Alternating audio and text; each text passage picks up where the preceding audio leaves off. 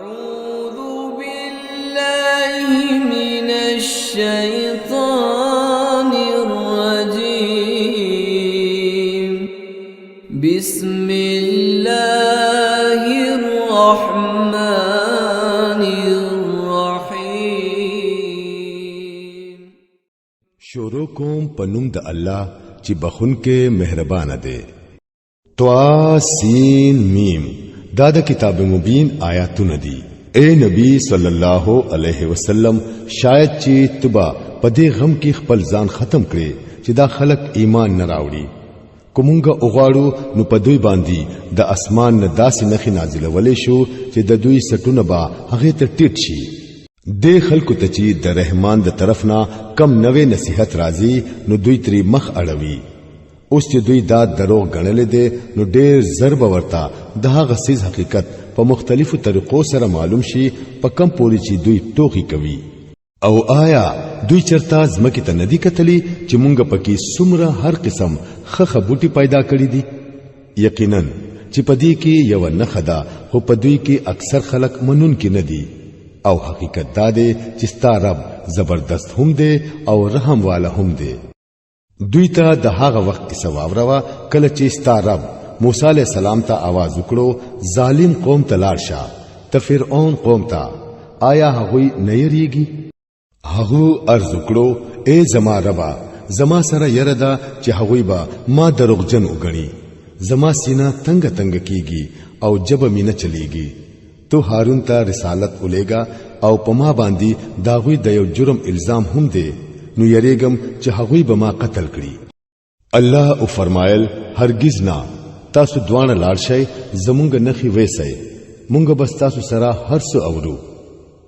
دوانه فرعون ته ورشئ او ورته وایي چې مونږ رب العالمین د دې د پاره را لېګلیو چې تو بنی اسرائیل زمونږ سره ولېګي. فرعون وویل ولی مونږه تو په خپل کور کې په وړ کوالی کې پاللې نه وې؟ تا د خپل عمر ډېر کلونه زمون کړه تیر کړل او بیا دې هغه څه وکړل چې هغه دې وکړل. ته ډېر ناشکر سړی یې.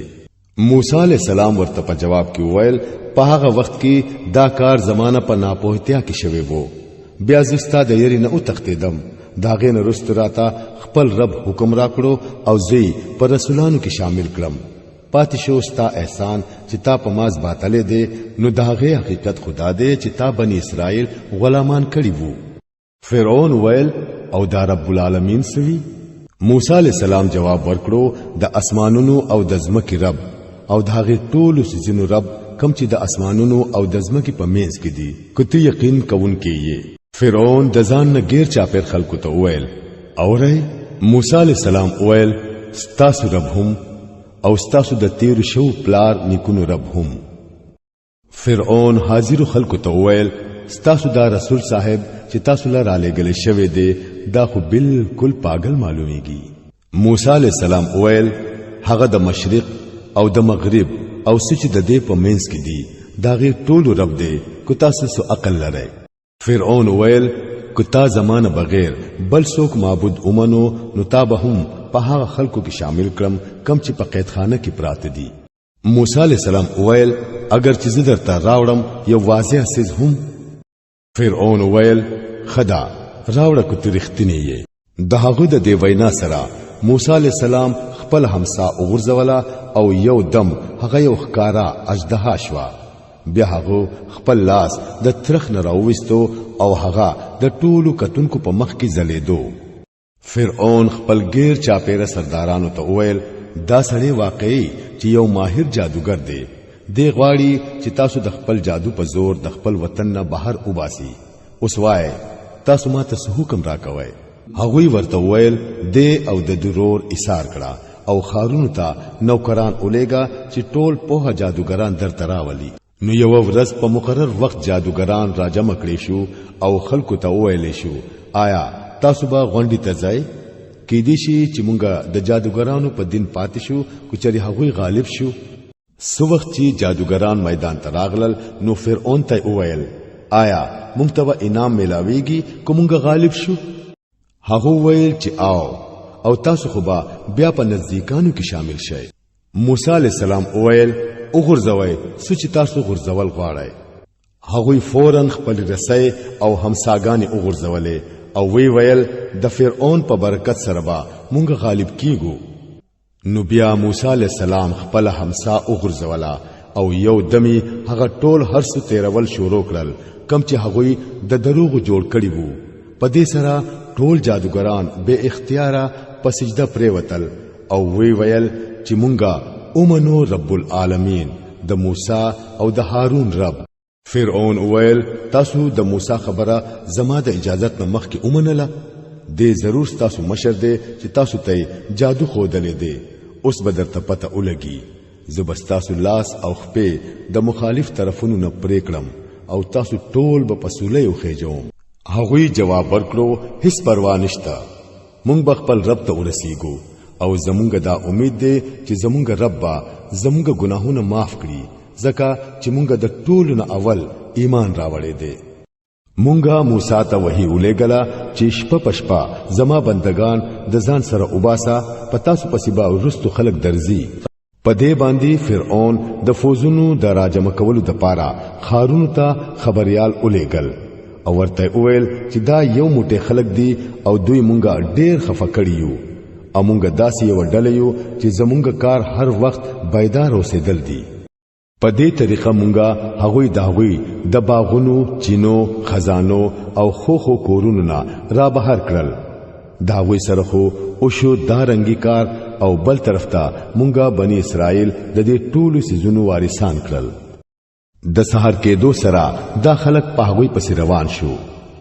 کله چې دوانه ډلې یو بل ته مخامخ شوې نو د موسی علی السلام ملګرو چغې کړې چې مونږ خو اونې وې شو. موسی علیہ السلام ورته وویل هرگز نه، زما سره زما رب ملګری دی، هغه به ضرور ماته لار ښیي. مونږه موسی علیہ السلام ته د وحی په ذریعہ حکم وکړو چې په خپل همسا سمندر ووها. یو دم سمندر اوښلیدو او هر ټوټۍ د یو لوی غر پشان شوه. دې ځای ته مونږه هغه بل ډله هم نږدې راوستله. موسی علیہ السلام او کم خلک چې داغو سره وو هغوی ټول مونږه بچ کړل او نور مو غرق کړل. په دې واقعیا کې یو نښه ده، لیکن په دې خلکو کې اکثر خلک منون کې نه دي او حقیقت دا دی چې ستا رب زبردست هم دی او رحیم هم دی. او دوی ته د ابراهیم علیه السلام قصه واوروا سو وخت چې هغه د خپل پلار او د خپل قوم نه تپوس کړي وو چې دا څه سيزونه دي چې تاسو عبادت کوئ.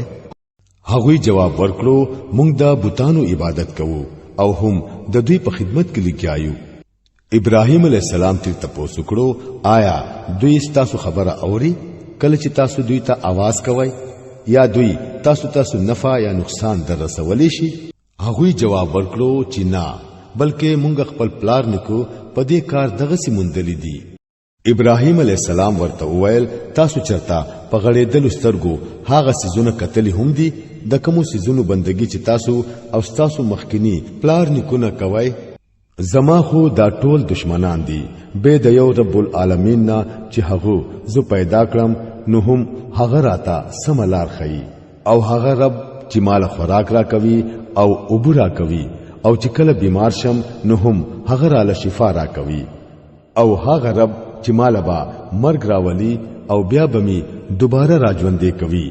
او هغه رب چې داغونه زه امید لرم چې د قیامت پر ورځ با هغه ما ته خپل غلطي معاف کړي. د دین رستو ابراهیم علیه السلام دعا وکړه اے زما ربا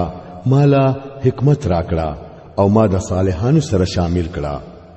او پرستانو خلکو کې مالا رښتینې شهرت راکړه او ما د نعمتونو د جنت په وارثانو کې شامل کړه او زما پلار معاف کړه بشکا چې هغه په گمراهانو کې شامل دی او ما په هغه ورځ مرسوا کوا په کوم ورځ چې با دا ټول خلک بیا راځوندي کیږي په کوم ورځ چې نه مال څه فائدہ ورکوي او نه اولاد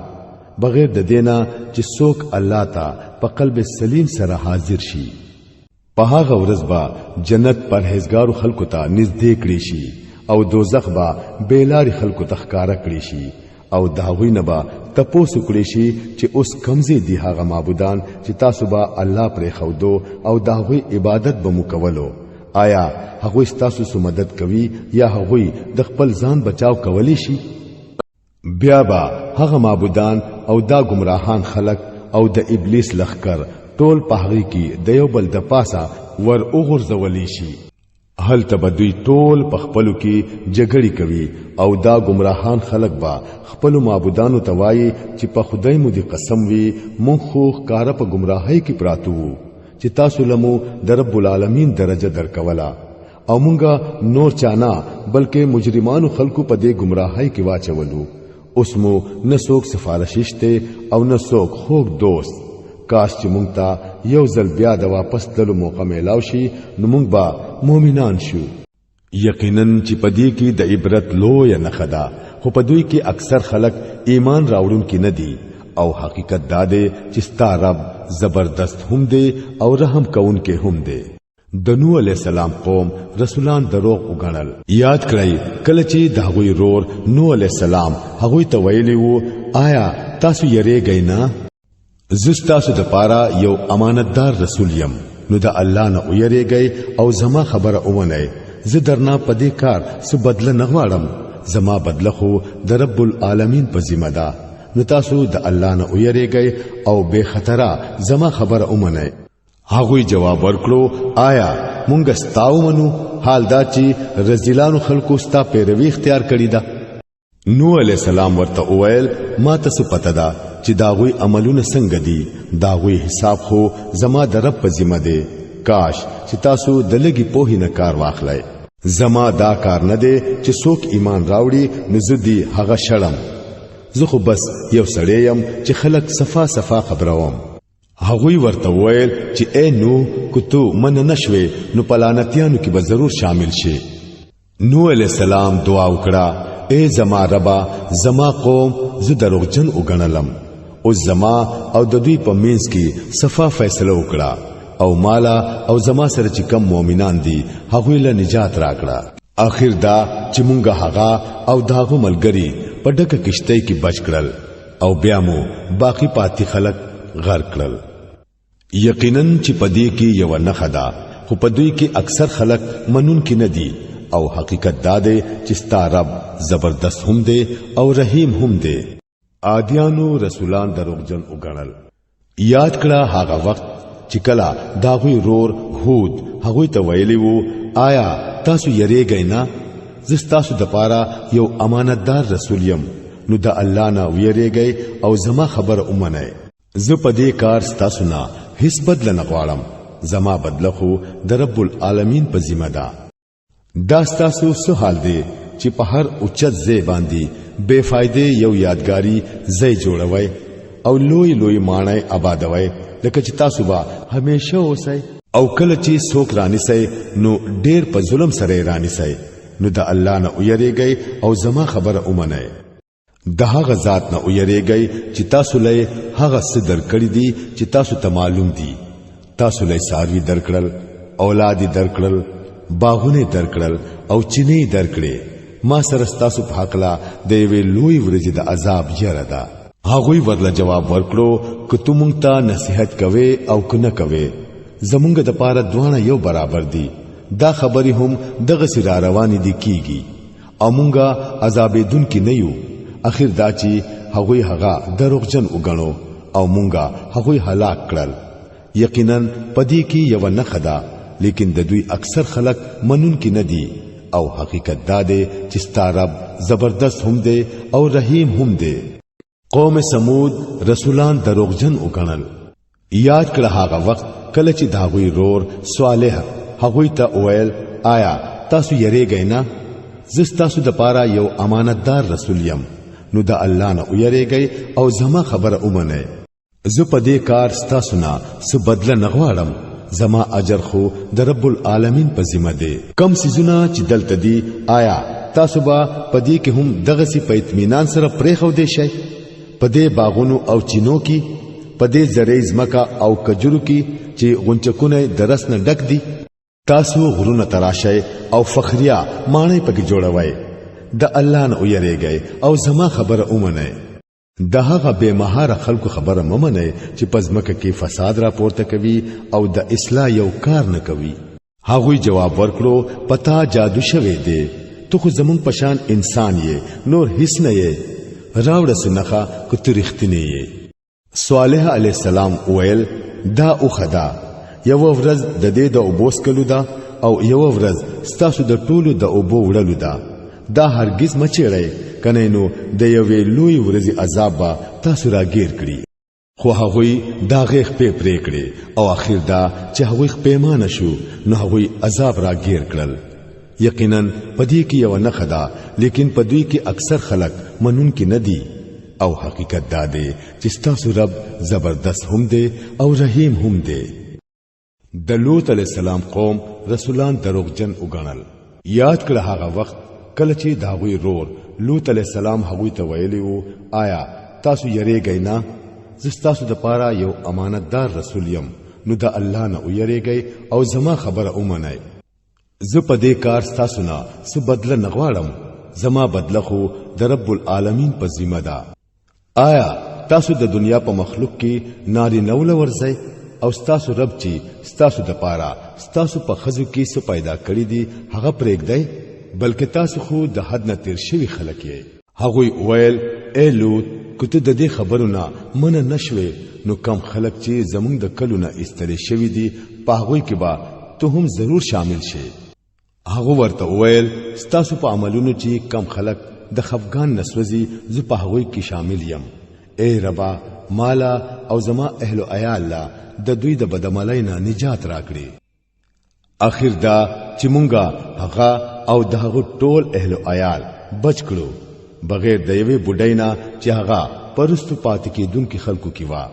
بیا باقی خلک مو تباہ کړل او په هغوی مو باران راو ورو ډیر خراب باران وو کم چې په هغه يرولو شو خلکو نازل شو یقینا پدې کې یو نه خدا خو پدې کې اکثر خلک منون کې ندي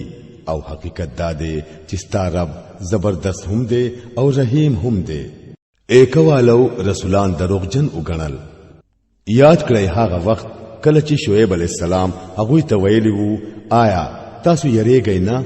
زه تاسو د پاره یو امانتدار رسول یم نو د الله نه ویریږئ او زما خبره اومنه زه په دې کار تاسو نه څه بدله نه غواړم زما بدله خو د رب العالمین په ذمہ ده پیمانه ټیک ډکوي او چاته نقصان مور کوي په صحیح تل تول کوي او خلق لا داغوی سيزونه کم مور کوي پزمکه کې فساد راپورته کون کی مگر ځای او د هغه ذات نه ویریږي چې تاسو او تاسو نو مخکینی نسلونه پیدا کړی دي هغه ویل پتا جادو شوه دی ته نور هیڅ نه یې خو زمون پشان انسان یې او مونږ خو بالکل تا دروغجن غنو کتو رښتینه یې نو پمون باندې د اسمان نه یو ټوټه راوورځوا شعیب علی السلام ویل تاسو چې څه کوي هغه زما رب ته معلوم دی هغه دروغجنو غنو اخر دا چې د چترې والا د ورځې عذاب په هغه راغی او هغه د ډېری يرونکو ورځې عذاب وو یقینا پدې کې یو نه خدا خو پدې کې اکثر خلک منون کې ندي او حقیقت دا دی چې ستارب زبردست هم دی او رحیم هم دی دا د رب العالمین را لګلې شوی پیغام دی دا یو امانتدار روح ستا په زړه نازل کړي دی د پاره د دې چې ته په هغه خلکو کې شامل شې څوک چې د الله د طرف نه د الله مخلوق خبردار وي په صفا عربی جبه کې او د مخکینو خلکو په کتابونو کې هم دا موجود دی آیا د دې مکه والو د پاره داسو نه ده چې د دې کتاب حقیقت د بنی اسرائیلو عالمانو ته معلوم دی لیکن د دوی د زد حال خدا دی چې کچري مونږ دا په یو اجمی هم نازل کړي وي او هغه دا فصیح عربي کلام دوی ته اورولوي نو بیا به هم نه منلو دغه رنګي مونږ دا ذکر د مجرمانو په زړونو کې ورټوم بلې دي هغه په دې ایمان نه راوړي تر سوچي دردناک عذاب لیدلې نوي بیا چې کله پری هغه په نه خبرې کې راشي نو وای آیا اوس مونږ ته سم مهلت میلاوي دي شي نو آیا دا خلک زمون عذاب ته تلوار کوي آیا ستاسو خیال دی کومګه ډیر کلونه دوی ته د عيش کولو مهلت هم ورکړو او بیا پری هغه سیز راشي د کم سیز نه چې دوی یې رولې کیږي نو د عيش کم سامان چې دوی لا ورکړې شوی دی آیا هغه به د دوی سپکار راشي ګورا مونږه یو کله حل تبا کړي دي چې دا غوي د پاره خبردارون کې وو او هغه ته د نصيحت حق ادا کړي وو او مونږه ظالمان نه وو دا کتاب مبین شیطانانو نه دی راکوس کړي نه دا کار دا غوي سره خایي او نه غوي داسې کولې شي هغه خو د دې د اوریدو نه هم لري ساتل شوی دي پس اے نبی صلی الله علیه وسلم ته د الله سره بل معبود ته आवाज مکوا کنه نو ته به هم په سزا مندونکو کې شامل شې خپل نږدې رشداران ويروا او په مؤمنانو کې چې کم خلک ستا پیروي اختیار کړي هغه تخپلا وګخ کته ساته